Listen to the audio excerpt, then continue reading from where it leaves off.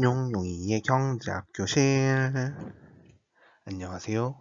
용용입니다. 우리가 지난 3주간에 걸쳐서 무차별 곡선과 예산선에 대한 이야기를 했었는데요. 이 무차별 곡선과 예산선에 대한 이야기는 이제 두 개의 상품을, 재화 혹은 상품을 놔두고요. 여기서 우리가 어떻게 선택을 할래? 라고 이야기를 하는 건데요. 거기에서 핵심은 뭐냐면 내가 선택할 수 있는 수준 내에서 내가 가장 만족감이 큰 곳은 어딘가거든요. 그래서 결과적으로 뭐냐면 효용의 극대화를 어떻게 이루어낼 것인가 라고 하는 질문을 하는 것에서 시작하는데요. 근데 우리가 효용에 대한 이야기를 안 했더라고요. 그래서 오늘은 효용에 대한 이야기를 조금 해보도록 하겠습니다. 우선 효용이라 하면 이제 내가 선택을 하고 거기에 대해서 얼마나 만족감이 크냐라고 하는 질문에서 시작되고요. 내가 얼마나 큰 만족감을 느끼고 있다라고 하는 것이 효용이라고 하는데요. 여기서 우리가 효용을 어떻게 나타낼 수 있느냐에 대해서 좀 알아봐야 되는데, 우선 기수적으로 나타낼 수 있느냐 없느냐에 대해서 고민을 해야 합니다. 기수적으로 나타낼 수 있는 게 무엇이냐면 이제 내가 느끼는 만족감이 뭐 10이야, 100이야, 뭐 500이야, 1000이야 이렇게 명확하게 숫자로 나타낼 수 있느냐 없느냐의 문제인데요. 처음에는 이제 이 효용에 대해서 연구를 하는 과정에서는 기수적으로 나타내게 돼요. 그래서 이제 내가 뭐 콘서트를 한번 갔다 오면 효용의 크기는 얼마야? 뭐 100이야, 200이야 이렇게 기수로 나타낼 수 있다라고 가정을 하고 시작을 하게 됩니다. 그런데 이게 실제로는 어렵잖아요. 그리고 이게 남들과 비교하려면 할 수는 있긴 한데, 이게 내가 느끼는 만족도 100과 남이 느끼는 만족도 100이 이 같은 100이냐 하는 질문을 하게 되거든요. 그러면 그 고민에 빠지면서 이제 그렇게 나타내지 말고 서수적으로 나타내자라고 이제 바뀌게 됩니다. 그래서 뭐 A가 좋아, B가 좋아, A가 좀 더 좋아, 혹은 뭐 A가 좀 더 싫어, 아니면 두 개가 무차별해? 라는 이야기를 하게 되는 거에서 이제 서수적으로 나타나게 되는 거고요. 그래서 사실 우리가 봤었던 그 무차별 곡선도 이 서수적인 걸 나타내기 위해서 서수적으로 이제 효용을 나타낸 것이다 라고 생각하시면 좋을 것 같고요. 그래서 뭐 누구의 콘서트를 가는 것이 더 좋을까? 라는 고민을 한다든지, 혹은 뭐 콘서트를 가서 슬로건을 사는 게 좋을까? 응원봉을 사는 게 좋을까? 라고 고민하는 것에서 이제 무차별 곡선이 나오게 되었다라고 말씀드릴 수 있을 것 같고요. 오늘은 효용을 기수적으로 어떻게 나타냈는지에 대해서 조금 다뤄보고자 합니다. 우선 효용은 이제 번역하면 유틸리티로 번역이 되거든요. 그래서 효용을 나타내는 알파벳은 U가 되는 거고요. 여기서 이제 그래프에서 보셨을 때 세로축이 TU라고 해서 토탈 유틸리티라고 해서 내가 느끼는 총 효용, 내가 느끼는 총 만족감이라는 것을 나타내고 있고요. 가로축은 Q라고 해서 그 제품의 수량을 나타내고 있습니다. 그래서 보면 이제 우리가 앞에서 봤던 무차별 곡선 같은 경우에는 A제와 B제가 있었잖아요. X제와 Y제가 있었는데요. 그래서 내가 둘 중에 어떤 걸 더 선택하는 것이 좋을까를 하게 되는 거예요. 왜냐하면 그게 서수적이기 때문에 X제를 먼저 선택할까, Y제를 먼저 선택할까라는 고민을 했었다면, 지금 같은 경우에는 기수적으로 나타냈기 때문에 내가 이 하나의 제품을 가지고 내가 몇 개를 샀을 때 총 얼마의 만족감을 느낄 수 있어 라고 이야기를 할 수 있는 부분이고요. 그렇기 때문에 한 개의 제품에 대해서 혹은 한 개의 상품에 대해서 효용을 나타내고 있습니다. 그래서 그래프를 보면 빨간색 그래프가 이제 효용 그래프가 되는데요. 여기서 효용 그래프를 그리면, 우리가 이제 총효용 그래프를 그리면 이제 두 가지 버전으로 그려집니다. 이렇게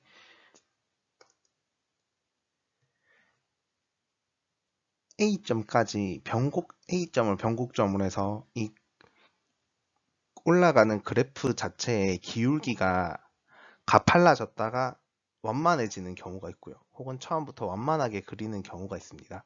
그래서 B점까지 가면 총 효용이 이제 극대화되는 점을 찍게 되고요. 그 다음부터는 소비를 늘렸을 때 내가 느끼는 효용이 감소하게 된다라고 이야기를 하고 있습니다. 그럼 우리는 이제 어디서 소비를 해야 하느냐 하는 고민을 하게 돼요. 이제 A점에서 소비를 하게 되면 나의 총 효용은 작지만 내가 제품을 하나하나씩 늘렸을 때 그 느끼는 만족감이 점점점 커지는 부분이 되는 거고요. B점에서 다르게 되면 B점까지 오르게 되면 내가 느끼는 그 만족도가 점점 작아지면서 제품을 하나 더 샀을 때 느끼는 만족도가 점점점 작아지긴 하지만 그래도 아직은 나의 만족도가 커지고 있는 부분이고요. B점에서는 내가 제품을 하나 더 사면 이제 느끼는 만족도가 감소하게 되는 지점이거든요. 그래서 우리는 A점과 B점에서 어디서 소비를 해야 하는 고민을 할 수 있는데요. 이제 경제학에서는 이제 만족도를 가장 크게 만드는 것을 목표로 하기 때문에 B점에서 소비해야 된다라고 이야기를 하고 있습니다.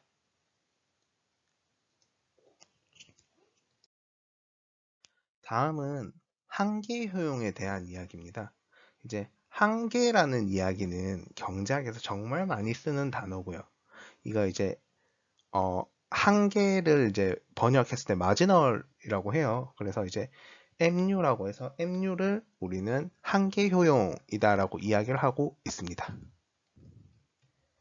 이 한계라는 게 어떤 의미냐면 내가 어떤 상태에서 한 개 더 늘렸을 때 어떻게 되느냐예요. 뭐 내가 한 개 더 늘렸을 때 만족감이 얼마나 더 커지느냐. 내가 한 단위 더 늘렸을 때 비용이 얼마나 더 커지느냐, 작아지느냐 하는 고민을 하는 것이 한계라는 거고요. 우리가 이 한계 효용을 구하기 위해서는 앞에 봤었던 총 효용을 미분하면 되거든요. 그래서 이제 경제학을 공부하는 사람들이 수학을 많이 한다라는 이야기를 처음 하기 시작하는 부분이 바로 이제 이 한계라는 단어를 공부할 때부터라고 저는 생각하고요. 물론 이제 한계를 넘어서서 더 많은 분야에서 더 많은 수학 공부를 해야 된다라고 생각은 하긴 하는데 첫 번째로 이제 이 경제학을 공부하면서 수학에 대해서 느끼는 부분이 이제 미분을 하게 되는 이 한계라는 부분이고요. 이 한계 효용 곡선을 보면 파란색으로 나타냈는데 이 부분이 빨간색 점까지는 증가하는 모습을 보이다가 B점에서는 한계 효용이 0이 되는 부분이 있고요. 그 다음부터는 음수로 떨어지게 됩니다. 이게 앞에 그래프랑 이제 비교해서 보면 가파르게 오르던 그 지점이 A점이 되는 거고요. 이제 총 효용이 가장 높아졌던 지점이 B점이 되거든요. 그래서 B점을 지나면 그 다음부터는 총 효용이 감소하는 모습을 보이게 됩니다. 그런데 이제 경제학을 공부하면 한계 효용은 체감한다라고 이야기를 하고 있거든요. 그래서 우리가 대부분의 제품들을 구매하는 과정에서 혹은 상품들을 구매하는 과정에서 보면 이제 A점에서 B점으로 가면서 이제 가는 것처럼 한계 효용은 점점 감소한다라고 이야기를 하고 있고요. 그래서 앞에서도 제가 어떤 이야기를 했었냐면 총 효용을 나타내는 과정에서 이제 처음부터 A의 변곡점이 있었잖아요. A의 변곡점까지는 가파르게 오르다가 완만하게 오른다라는 이야기를 했었는데 처음부터 완만하게 오르는 총효용 곡선 그래프를 그리기도 해요. 그 이유가 뭐냐면 한계 효용은 감소해야 되기 때문에 처음부터 감소하는 모습을 보이기 위해서 이제 A의 변곡점이 없는 경우도 있습니다. 그런데 제가 한계 그래프만 가져온 이유가 뭐냐면 저는 제가 느낄 때 한계 효용이 반드시 체감한다라는 이야기는 조금 안 맞다라고 생각을 하고 있거든요. 이제 제가 대학교를 다닐 때, 대학교 1학년 때 경제학 원론 수업을 들으면서 이 한계 효용 체감의 법칙에 대해서 배웠었는데 교수님이 과제를 어떤 걸 내줬냐면 한계 효용이 체감하지 않는 것은 무엇이 있느냐라는 질문을 하셨었어요. 그래서 어떤 게 있는가라고 고민을 했었는데 그 당시에는 생각하지 못했던 부분에서 한계요용이 체감하지 않는 요소 이제 부분이 있더라고요. 그게 바로 뭐였냐면 콘서트를 가는 일이었었습니다. 콘서트를 다닐 때 보면 이제 우리가 뭐 콘서트를 하루만 딱 하는 경우는 잘 없거든요. 그래서 뭐 주로 서울에서 공연을 하면 주로 양일간 하게 돼요. 뭐 토요일, 일요일 혹은 금요일, 토요일로 해서 콘서트가 이틀간 진행되는 경우가 정말 많고요.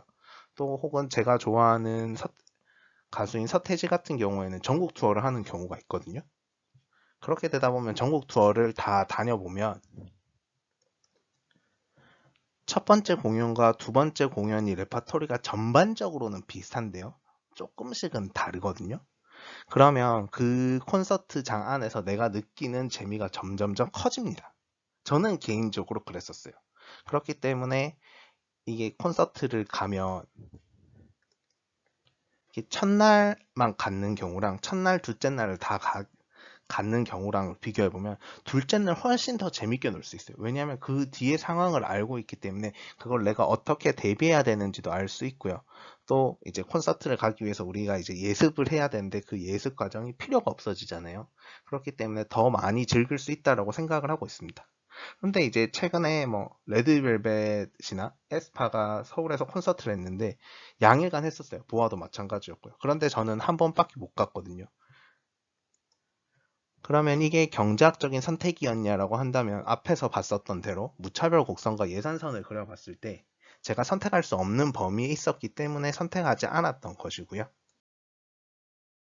만약 저의 예산선이 허락을 한다면 전 당연히 이제 두 번의 콘서트를 다 갔겠지만 이제 저의 체력적인 이슈라든지 혹은 저의 시간, 그 다음에 티켓의 가격 이런 것들을 종합적으로 고려했을 때 저는 한 번만 가는 것이 이제 저의 효용을 극대화하는 것이라고 생각을 하고 있고요. 왜냐하면 이제 두 번째 콘서트는 선택할 수 없는 범위에 있다라고 개인적으로는 생각하고 있어요. 그렇기 때문에 한 번만 갔던 것이고요. 만약에 제가 선택할 수 있는 범위에 있다라면 당연히 두 번째 콘서트를 선택하였을 것입니다. 왜냐하면 저는 아직 제가 느끼기에는 이 콘서트를 갔을 때 한계효용이 체감하는 경우를 경험하지는 못했고요. 두 번째 공연을 가면 좀 더 저는 재밌게 즐길 수 있었던 것 같습니다. 아무래도 이제 그 샌리스트도 전반적으로 비슷하게 가고 있기 때문에 그 부분도 잘 알고 있고요. 그렇기 때문에 내가 어떻게 하는 것이 하면 더 좋을지를 미리 사전에 대비할 수 있다라고 생각을 하고 있고요. 그리고 그 안에서도 훨씬 재밌게 놀았었던 것 같아요. 그렇기 때문에 저는 아직은 한계용이 체감하는 부분은 못 느꼈던 부분이 있고요. 뭐 이게 이제 그렇게 말할 수 있어요. 뭐 우리가 총효용 곡선 그래프를 봤을 때 이제 가파르게 증가하는 부분이 있었잖아요. 빠르게 증가하는 부분이 있었는데 그 부분까지 아직 도달하지 못했나 혹은 뭐 A점까지 도달하지 못했기 때문이다라고 이야기를 할 수도 있을 것 같습니다. 왜 이런 이야기를 하냐면 제가 이제 뭐 공연장을 가는 것도 매우 좋아하지만 요즘은 이 공연장에서의 상황을 찍어서 뭐 온라인으로 송출하는 경우가 되게 많아요. 그리고 혹은 뭐 공연이 끝나고 나면 DVD를 내거나 혹은 뭐 영상을 통해서 우리가 콘서트의 실황을 볼 수 있는 경우가 있는데요. 저는 그때는 한계용이 체감한다라고 생각을 해요. 공연장에 가서 즐길 때는 아직 한계용 체감을 하는 경우가 저한테는 없었지만 이게 뭐 영상을 보는 경우에서는 한계용이 체감하는 걸 저는 명확하게 느꼈거든요. 이게 이제 뭐 그 안에서 대사가 외워지고 그 다음에 행동들이 다 했던 것들이 계속해서 보이는 거죠. 그렇기 때문에 한계요용이 이제 영상으로 봤을 때는 한계요용이 체감한다라는 느낌은 명확하게 받고 있습니다. 질문 있으시면 댓글로 남겨주시고요. 구독과 좋아요는 필수입니다.